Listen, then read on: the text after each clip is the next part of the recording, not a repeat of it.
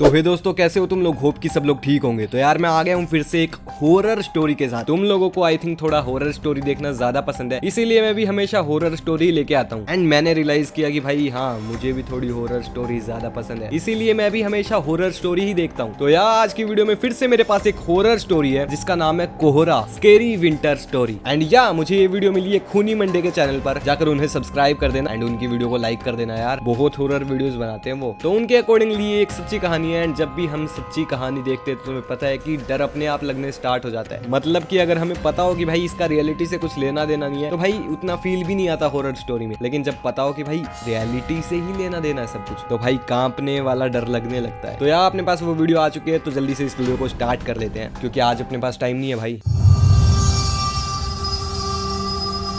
Okay, start हो चुका है। स्टार्ट टू खूनी मंडे भाई। दिल्ली की सर्दी के बारे में पूरा इंडिया जानता है।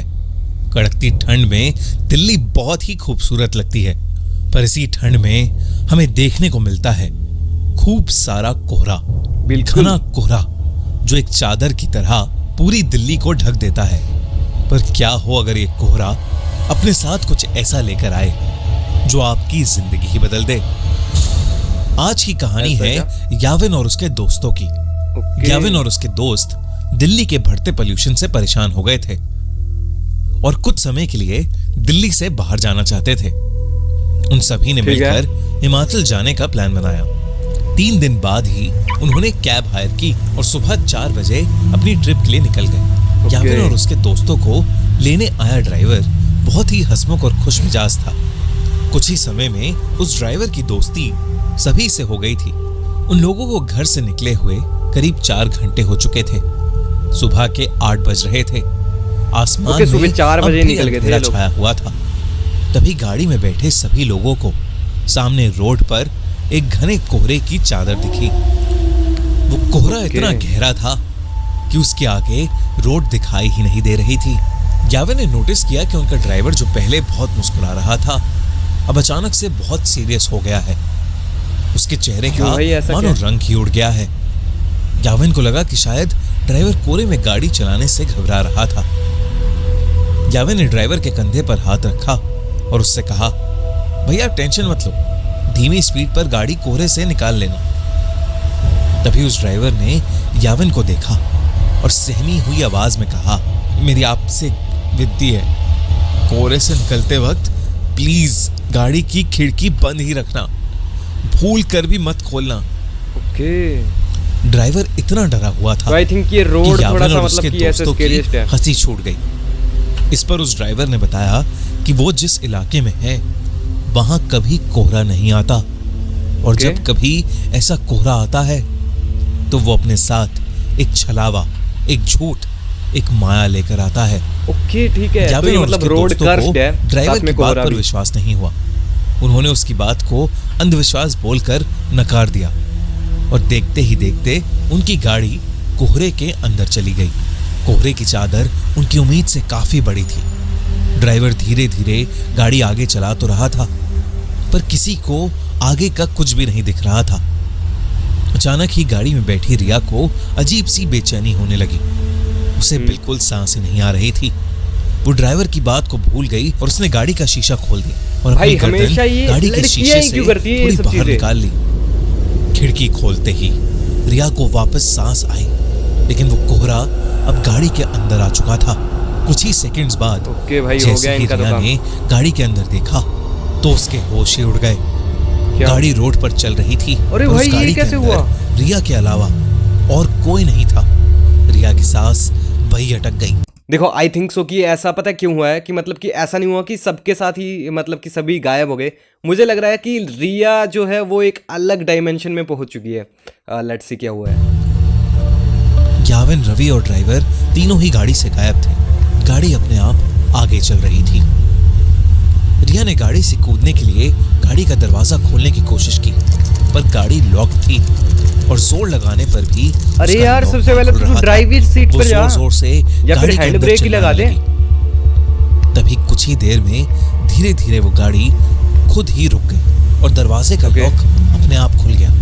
रिया ने बिना कुछ सोचे समझे गाड़ी का लॉक खोला और गाड़ी से बाहर भागने लगी।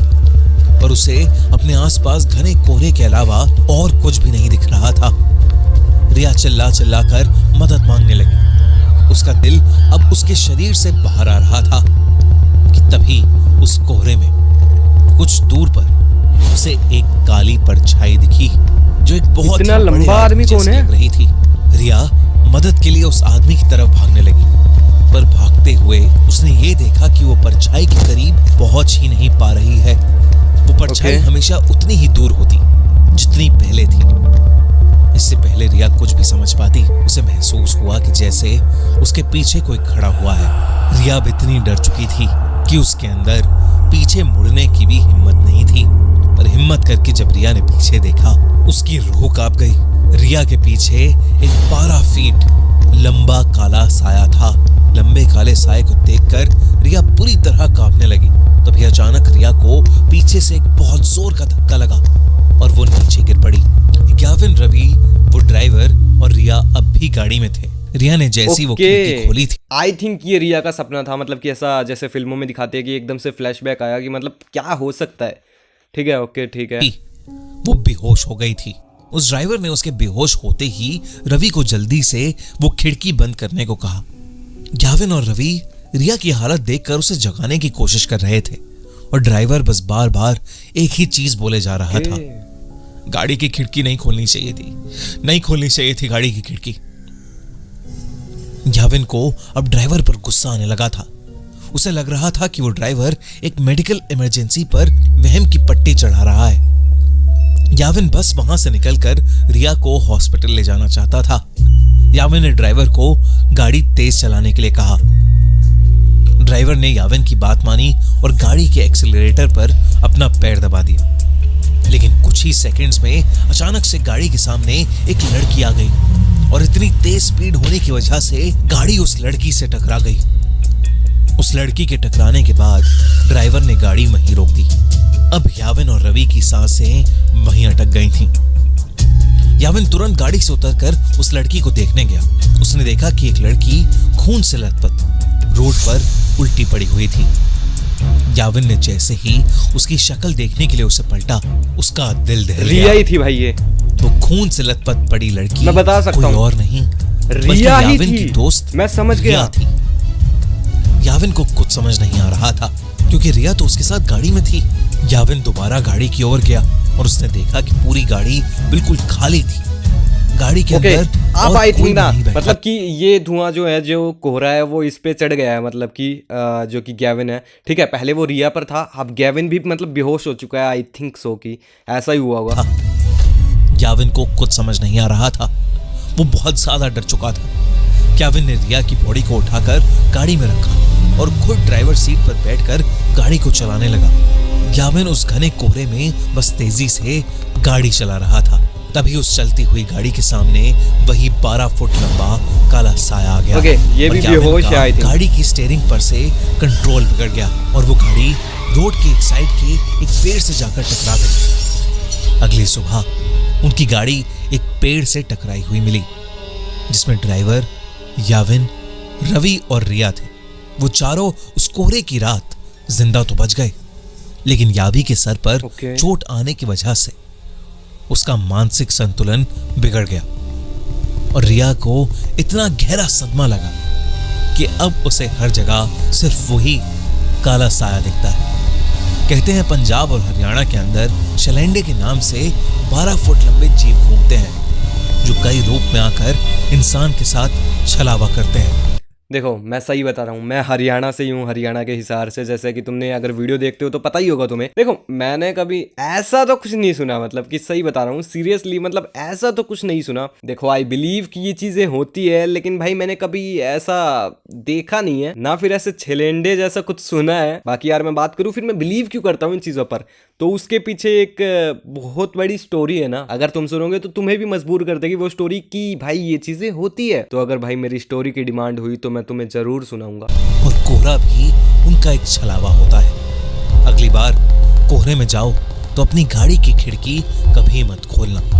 बिल्कुल नहीं भाई। अगर आपको हमारी ये कहानी अच्छी लगी, ये वीडियो खत्म हो चुकी है। होप कि तुम लोगों को भी पसंद आई होगी। एंड यस, जैसा कि मैंने बताया कि भाई हरियाणा में मैंने कभी छलेंडे जैसा कुछ नहीं सुना, लेकिन हाँ मैं डेफिनेटली बोल सकता हूँ कि भाई ये चीजें spirits, bad spirits, good spirits definitely है। इन चीजों में बिलीव रखने का मेरा पहला रीजन तो ये है कि भाई मैं भगवान में बहुत ज्यादा बिलीव करता हूँ।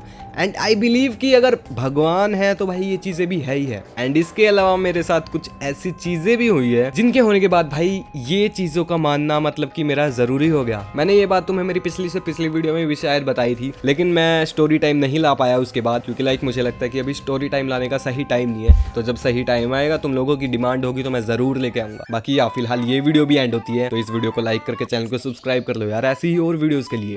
बाकी फिलहाल के लिए मैं चलता हूँ और मिलता हूँ किसी और दिन किसी और वीडियो में। तब तक के लिए गुड बाय।